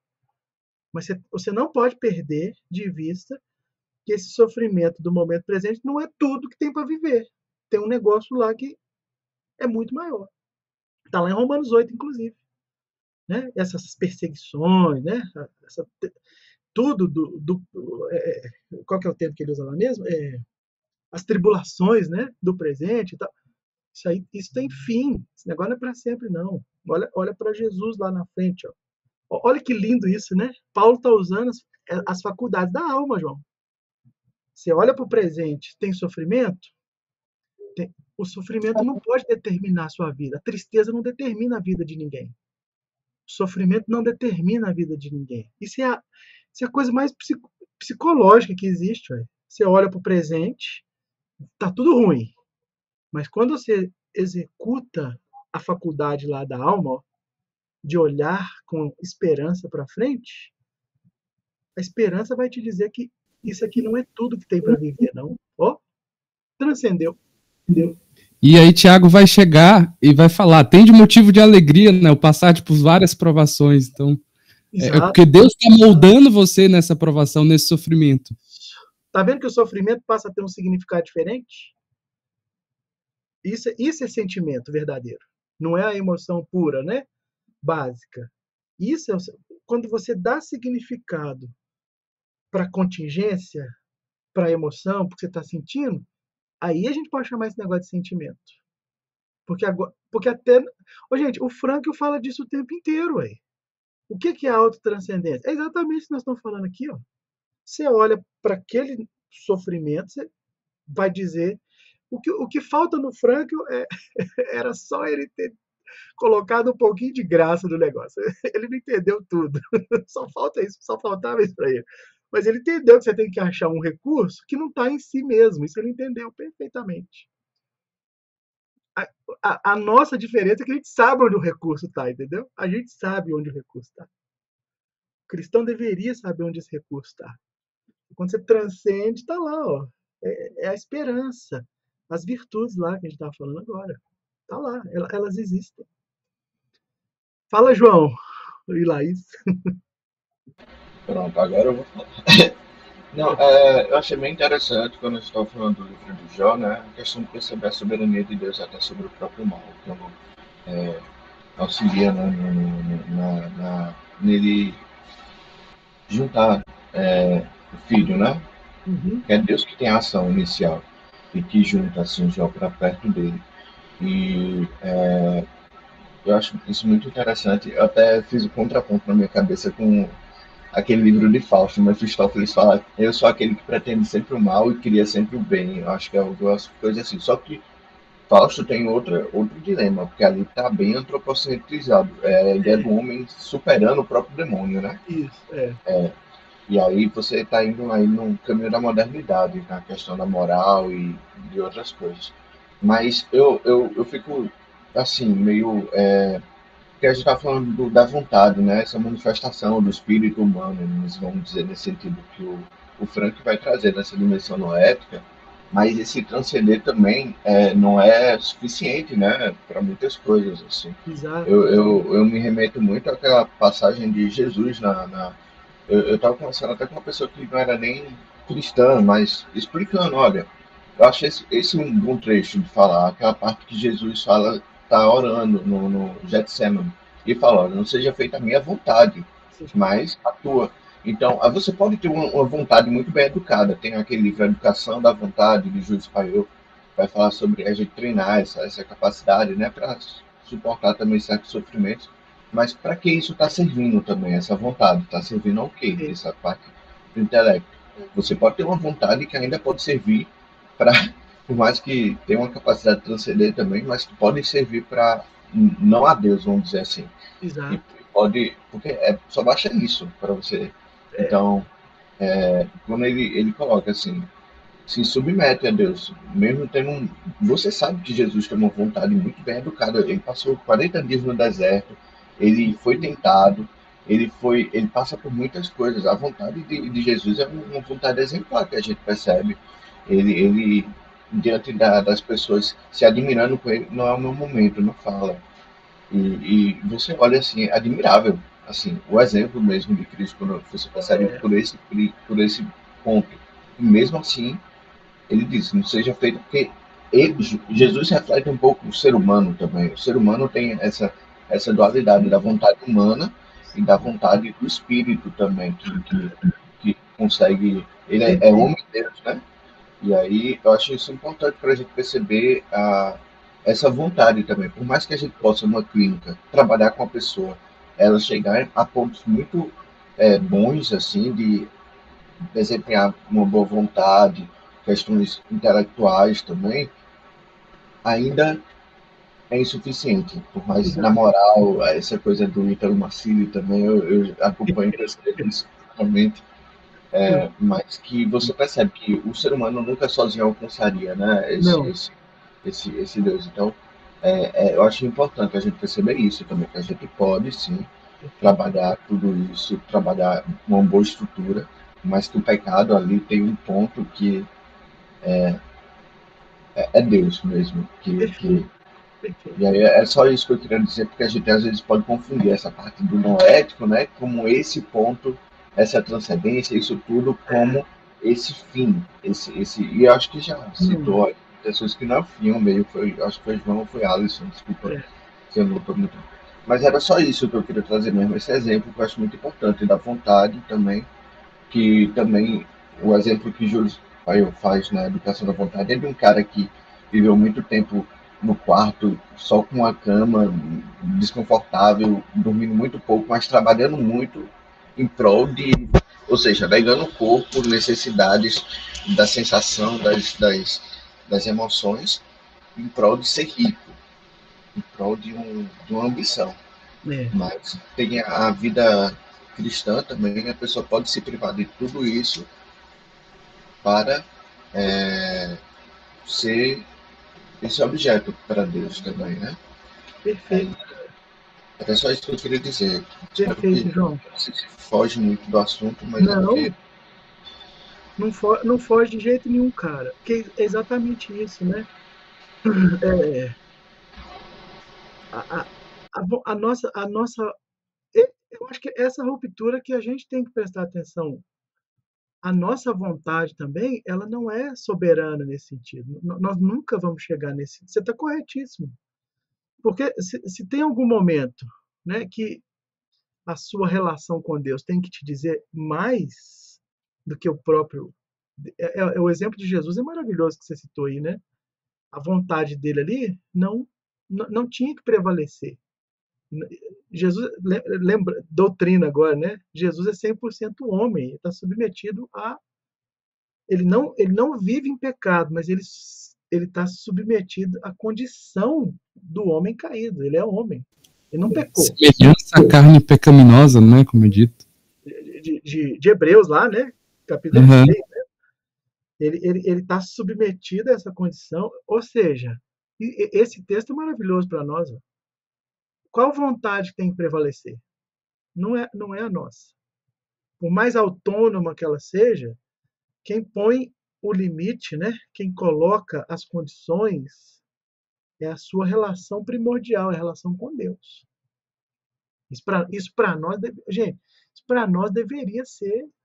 Você citou aí, ô João, o que você está citando são problemas que as pessoas trazem, mano. As pessoas estão ansiosas por segurança, elas estão ansiosas por dinheiro, né? Por mais, gente cristã, o menino tem 30 anos, ele está preocupado se ele vai, quanto de dinheiro que ele vai juntar para ter segurança na aposentadoria. É por isso que as pessoas procuram terapia hoje, velho.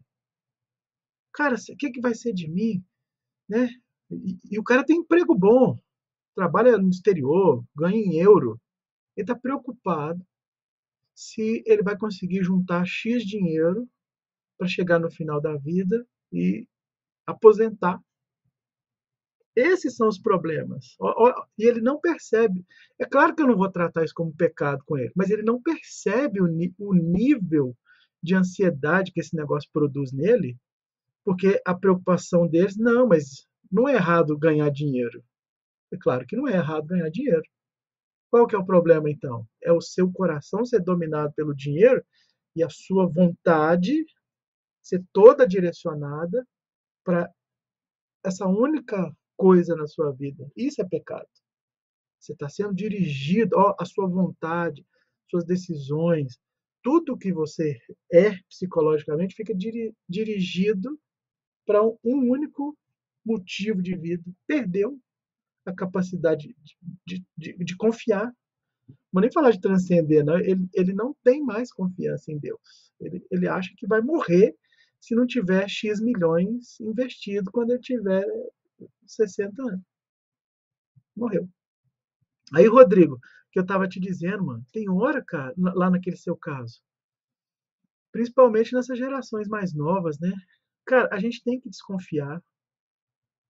Tudo bem, ele tem 20 anos, ele sabe, né? Em tese deveria tomar decisões, deveria ser capaz disso, mas a gente precisa desconfiar, né, que tem algo ali que, se ele está te procurando, tem algo que ele não consegue. Ah, que gracinha quem chegou, gente. No colo da cantarilha. Entendeu, Rodrigão? Eu sou da ideia de que vale a pena fazer qualquer tipo de movimento para mobilizar essa pessoa. Até o limite, obviamente, né, do que ele permite lá. A gente não faz isso de vez em quando você chama alguém, né? Você chama um parente, você chama, né, um irmão, você chama a esposa, você chama o marido, porque você quer ter uma visão, né, de um ângulo diferente. Quando a gente está fazendo isso, de alguma maneira, a gente está desconfiando desses efeitos do pecado na vida dessa pessoa, né? Que produz, obviamente, o dano psicológico. Mas eu diria mais, né? Eu acho que esse é um problema moderno. Eu acho que produz um dano epistemológico. A pessoa perde a noção da vida, entendeu? Né? Epistemológico, no sentido de conhecimento. Ela perdeu o conhecimento da vida. Ela não sabe tomar decisão mais. Para mim, o dano é muito mais do que psicológico, entendeu? É epistemológico, nesse sentido. O que é um dano epistemológico, gente? A vida fica tão incoerente que ela não tem mais o cara não consegue concatenar as coisas da vida. Na prática, ele vai ficar jogando, vai ficar lá, né? Ele está morando em outra cidade, tá? Ele acha que o prazer que ele tem de jogar vai resolver o problema, sei lá. Aqui eu estou baseado no que você disse, né? O problema de que a mãe queria que ele fizesse o curso X e ele não quer. Isso não resolve o problema psicológico dele, não. Entendeu? Porque ele está fugindo da realidade, tá? Talvez ele precise de uma conversa. Oh, mãe, eu não gosto desse curso, entendeu? Estou fazendo isso aqui, vou fazer outro. É muito melhor ele se posicionar, né?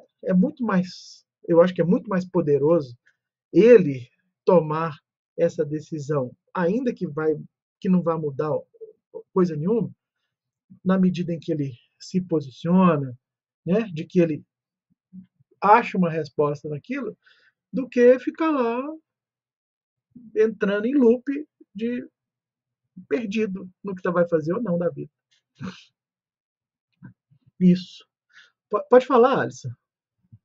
Não, eu acho que esse ponto me pegou, lendo o caso do Rodrigo. Eu acabei não comentando, mas, né, pegando o que a gente está conversando hoje. Porque, assim, não é que eu estou dizendo que você... Deixa eu ajustar. Eu quero trazer um contraponto ainda, porque talvez eu estou vendo por uma outra ótica. Porque o que eu senti, lendo o relato do Rodrigo, é que é isso, assim, de certa forma, uma das coisas que ele não está sabendo fazer é se posicionar. E essa mãe, quando cobra o Rodrigo, vamos dizer assim, tipo, mas e aí, né? O que tá acontecendo? Porque ele tá muito rebelde. Parece que ela tem já meio que um escopo do que o filho tem que ser, deve fazer, e ele não está fazendo, executando o que ela tem, e isso tá, tipo, gerando desconforto nela. Só que ele, o rapaz, o paciente do Rodrigo, não se posiciona. Então, quando você comenta, Ender, do Rodrigo fazer esse movimento, na minha cabeça veio, mas será que isso não pode ser um reforçador, no sentido... Tô falando reforçador, não sobre a rivalista, não, mas no sentido reforçador da mãe? Da mãe? Você tá pensando isso, assim? dele continuar nesse lugar de não me posiciono, porque eu sempre vou fugir disso, né? Que a gente tá falando dessa fuga de realidade. Eu vou pro jogo, eu vou pro silêncio, eu vou pro isolamento, e para ela considera como rebeldia, porque tá indo longe do que ela tem como ideal. Então, se o Rodrigo faz esse movimento, será que isso não pode, na verdade, reforçar essa distância dele e essa vontade da mãe sobre ele? Pois é, cara. Então, quando eu penso num caso desse, eu fico pensando assim, o que seria mais próprio da gente esperar de uma mãe, por exemplo? A preocupação dela é legítima ou não? Talvez a gente não tenha essa resposta, o Rodrigo pode comentar, né? Mas, de modo geral, a preocupação dos pais é legítima. Aí eu não estou dizendo que tem que confirmar a pressão, por isso que eu coloquei o cobrar entre aspas, né? Se ele já estiver totalmente perdido, né, em si mesmo, ele precisa do apoio dela. Eu acho que ela eu tô pensando como qual que é o curso natural? É uma mãe toda. Gente, é muito difícil uma mãe que não ama o seu filho e não tem interesse por ele. Por pior que ela esteja fazendo, de impor lá, que ele está falando que está impondo, não sei o quê, por pior que seja, ela está fazendo aquilo com uma intenção correta. A intenção dela é boa. Vamos partir desse pressuposto, entendeu? Então, eu vou verificar isso. Essa é a minha ideia. Será que ele não precisa de um empurrão mesmo, entendeu? Que ele não tem rede de apoio. Se ele está sozinho, ele está falando de cobrança, que tipo de cobrança que é, né? Será que ele está sendo... Será que ele não está querendo o prazer? É o que a gente está falando aqui hoje. Será que ele não está querendo manter o prazer de não ter ninguém enchendo o saco dele? E as coisas, né, desenrolarem, de certa maneira, dentro do... E se ele estiver doente mesmo, dentro do quadro psicopatológico dele, gente, se ninguém for lá ajudar, ele não sai, não. Ele não vai sair, não. É isso que eu estava pensando quando estava respondendo ali. Né? Talvez ele precise de um empurrão, e aí o Rodrigo pode chegar lá e dizer, cara, tenta conversar com sua mãe, então. Você pode fazer isso. Você está parando porque você quer, ou você está parando porque você não está dando conta do processo, pressão da sua mãe, você está fazendo terapia que você quer. Aí, ó, eu acho que essa postura não é de cobrança, entendeu, Alice? Eu acho que não vai reforçar a cobrança. Porque o que eu estava propondo para o Rodrigo é o interesse genuíno nele.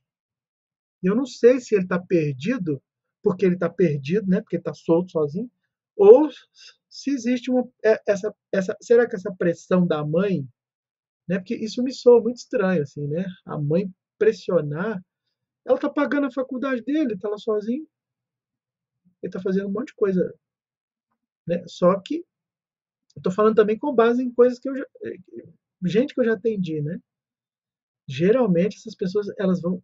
Porque o quadro psicopatológico, ele agrava, ele não melhora se você dá prazer para a pessoa, não. É isso que as pessoas não entendem. Ele agrava. Então, nesse sentido, a gente não pode ser tão... Você tem que ser mais noutético mesmo, entendeu? Você tem que meio que confrontar um pouco mais, porque senão a pessoa não sai. Ela permanece naquele quadro porque você está dando para ela o prazer. Né? A sensação de... você está me ouvindo, só você que me entende. Mas se a gente vem acolhendo um erro dele, a posição, a gente está reforçando ele ficar naquele quadro, entendeu? Claro que tem que investigar, mas eu estou partindo de algumas ideias que a gente vai tratar depois. Né? Gente, ele tem 20 anos, essa geração de 20 anos, eu não sei na experiência de vocês, essa galera, a idade mental deles para mim é de 3. Essa galera não dá conta de fazer nada da vida, não. Tudo que exige um mínimo esforço, eles simplesmente descartam da vida. Simplesmente descartam. Esses estudos sociológicos, geração Y, milênio, então, tem que ler, porque tem muita coisa ali que é batata, gente. A galera, essa meninada não sabe tomar decisão. Tem medo, tem insegurança, eles geralmente estão buscando as coisas pelo prazer, pela amizade, porque tem o grupo da faculdade. Na hora que esse cara acordar, ele já foi atropelado. Estava pensando nisso, viu, Rodrigo? Sozinho, sem rede de apoio, não tomando remédio, tudo que você escreveu lá. O único dado que você deu é que ele se sente pressionado pela mãe. Se ele falar com essa mãe, então, ou você falar com a mãe, por que você está pressionando ele? Eu sou dessa ideia, eu acho que rola. Que ela te ligou, né? Ela está preocupada com ele como mãe, ué. Se ela está fazendo a coisa errada ou certa, a gente não sabe, aí você vai descobrir lá. Mas eu daria um passo em direção a esse rapaz para ajudar ele. Eu faço isso com todo mundo. Quando eu vejo que a pessoa está abandonando por causa que não tem a ver com, né? Achei que chegou no final, que eu acho que são causas externas, aí eu pressiono. Eu acho que eu preciso fazer isso pelo bem dele. Preciso fazer. Cara, continua por isso, por isso, por isso. Mas aí é o que eu falei, é uma posição minha, viu, Alice? Porque às vezes você tá cansado também e tal, beleza. Você pode largar ali, ele tá querendo, ok. Mas eu entendi que o Rodrigo estava na dúvida se ele dava mais um passo ou não. Eu daria, viu, mano? Eu acho que valeria a pena dar para ajudar ele.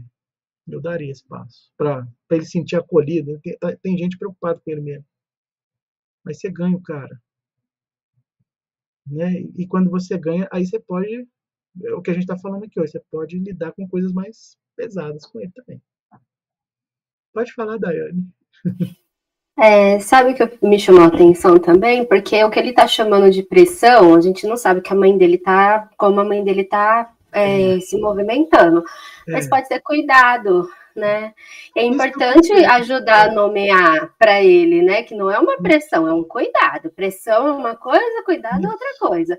E isso já muda a posição dele também, de como ele recebe, né? Esse movimento da mãe. Eu fiquei pensando muito nisso, né? Será que é ele que não está rejeitando o cuidado da mãe? Porque a mãe está querendo ajudar. Eu fiquei pensando nisso. Mas tem que investigar, né? Obviamente. Tem que dar um passo a mais com ele. Mas o meu pensamento foi esse. Pode falar, Rodrigão. Eu acho que as duas coisas, dos dois pontos de vista, né? Entre o seu e o Alisson, são em parte verdadeiros mesmo. Assim. Ele tem essa percepção, né? De que ele tá meio que sendo pressionado mesmo. Que eu acredito que tem muito, ele ainda guarda rancor, assim, pelo fato dele ter sido meio que obrigado, principalmente pelo pai dele, a fazer um curso que ele não queria, né? Ele várias vezes relatou essa questão de sentir raiva disso, né? De não querer confrontar, os pais também não querer se posicionar, né? Mas ao mesmo tempo a mãe dele, principalmente, quem eu tive contato, tem essa questão do cuidado mesmo, né? De se preocupar com ele, né? De realmente reconhecer que ele não está conseguindo tomar decisões sensatas por ele mesmo, né? E isso é bem claro, assim, né? Você falou dessa questão da geracional, né? E teve uma semana lá que ele teve que ficar sozinho na República. Ele ficou super desorganizado, não sabia lavar louça, não sabia cozinhar. Pois é. Completamente perdido, assim. Pois é. Então, assim, as duas coisas são verdadeiras. Assim. Tem essa questão da pressão, que é mais por parte do pai dele, mas também a mãe aponta uma preocupação legítima, assim. Eu estava pensando era nisso. Porque geralmente as preocupações de mãe são legítimas, a gente tem que ouvir, né? Tem que captar essa, né, na dinâmica do cara. Se a gente ficar dando só esse prazer para ele de estar ali, ele se perde. Pessoal, só vou dar tchau, porque eu preciso sair, tá bom? Tchau, tchau. Obrigada, gente. Tchau, tchau. Até a próxima.